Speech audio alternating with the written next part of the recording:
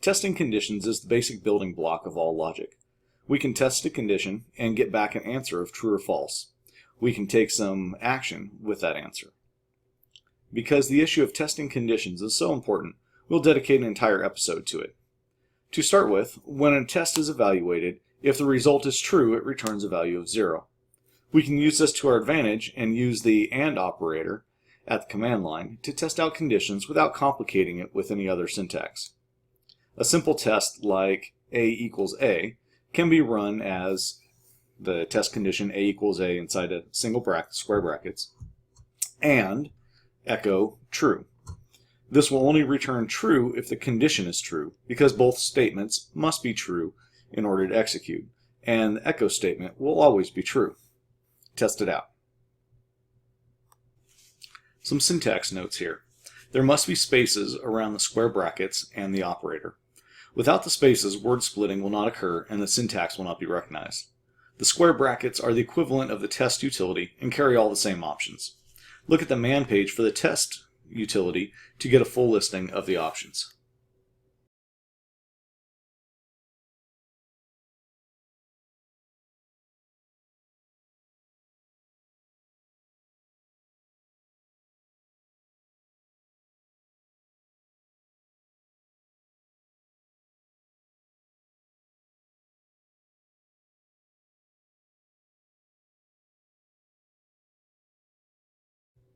The square bracket syntax is great for testing file conditions. Later we will see two other syntaxes that have other strengths. To test if a file exists and is not a file is a file, not a directory, we will run the -f option like this: square bracket, then a space, -f, then a space and the file name, and a space and the square bracket closing, and then our AND echo true. Initially, this will not be true because I don't have that file yet.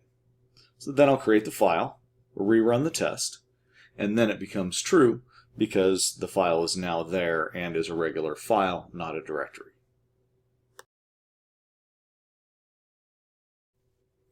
It is possible to do alphabetical comparisons using the square brackets. If you're using the greater than or less than symbols, you have to escape them, or else the meaning is misconstrued with other meanings for those symbols. For example, to compare if A is greater than B, run inside the square brackets A greater than B and echo true without the backslash and see what happens. There's no error message because the syntax is recognized, but it is not the syntax which you intended, so it's a logical error. It is giving us true even when we expect the answer to be false. Now rerun it with the backslash and see that it works. The answer is false, so if we want to get the answer to be true, we need to change the comparison operator to less than, again escaped with the backslash, rerun it and verify it is testing correctly.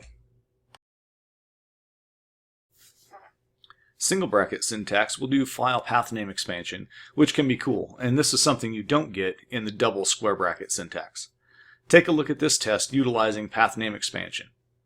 Note the output of ls above showing that this file exists.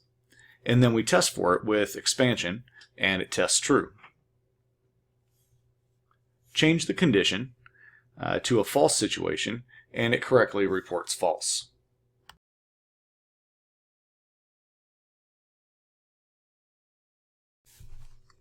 You can use variables in the test conditions as well, but make sure to quote them so you don't have problems if there are spaces in the value.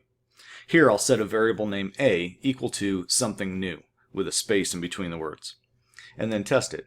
First I'll test it without the quotes and see the error message, then with the quotes and see that it works.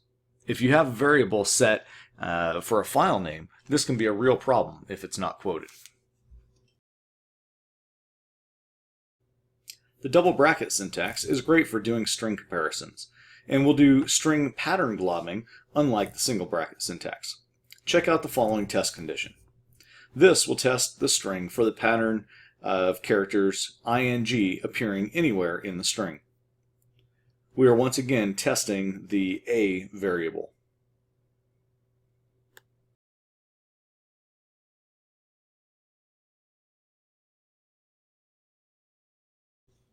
The double bracket syntax is viewed differently by Bash, so we don't need to escape the less than and greater than operators.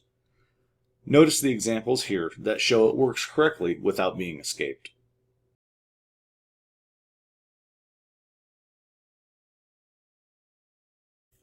Doing math comparisons is best done in double parentheses syntax. The normal comparison operators work here as well as typical logical operators. Here's an example using them with a greater than operator. 1 is not greater than 2, so this is false. Change that to a less than, and it results in true.